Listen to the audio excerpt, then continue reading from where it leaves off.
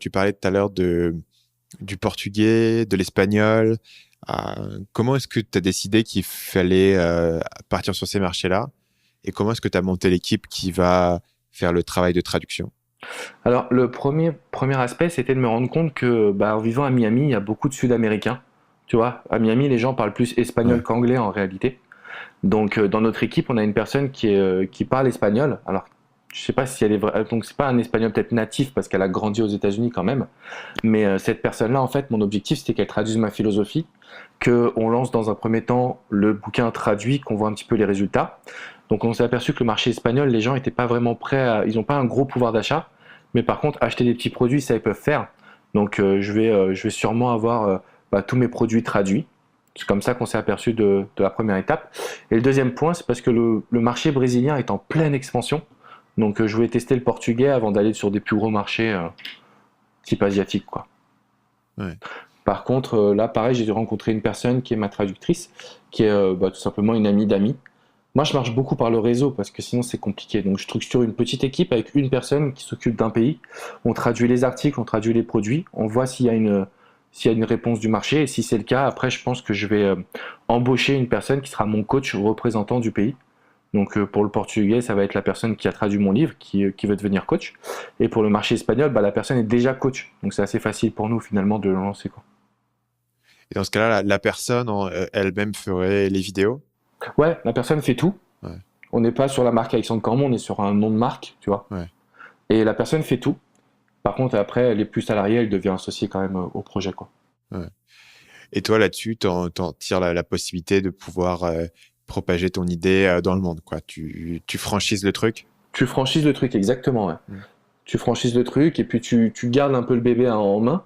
Et comme je t'ai expliqué, moi, mon objectif, c'est que on est plein de chaînes qui cartonnent et qu'après, un jour, je suis à Rio de Janeiro, le lendemain, je suis à Mexico et puis je voyage, je prends l'avion, je fais des conférences et je pense que j'aimerais bien partir là-dessus comme modèle économique final, on va dire. Tu vois, c'est un peu mon rêve.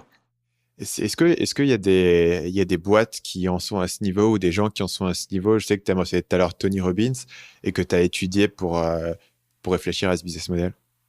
En fait, si tu veux, Tony Robbins, il est connu, donc je regarde un petit peu ce qu'il fait. Mais j'ai l'impression qu'aujourd'hui, il n'y a pas de coach qui a pris. Tu vois, moi, mes coachs, je veux qu'ils soient dans mon bureau. Il n'y a pas un coach qui a un bureau avec toute son équipe. Donc, c'est mon espoir qu'à Miami, il y ait un gros bureau, Alexandre Cormon, ou peu importe le nom qu'on utilisera, avec toute l'équipe finalement, toutes les personnes de toutes les origines. Moi, j'aime beaucoup Mind Valley. Je ne sais pas si tu connais un peu ce site-là. Ouais. Donc voilà. Ils sont à Kuala Lumpur, il me semble. Ouais, en fait, ils sont un peu C'est partout, ça? eux.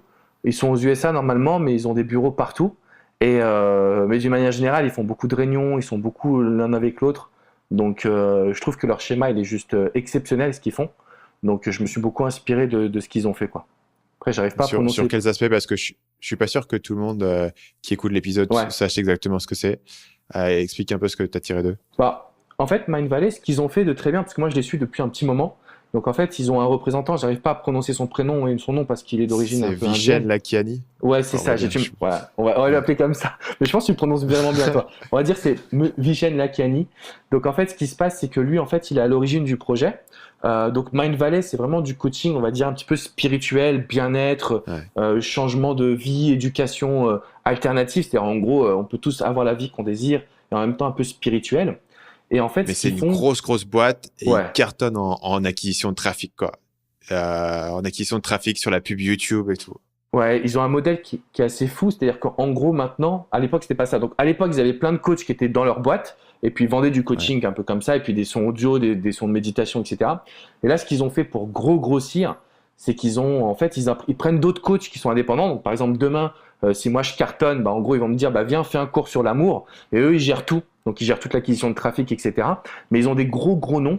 Donc, ce qui leur permet finalement d'avoir à la fois une bonne publicité et puis à la fois de drainer un trafic monstre via Facebook avec des cours qui sont d'extrême qualité.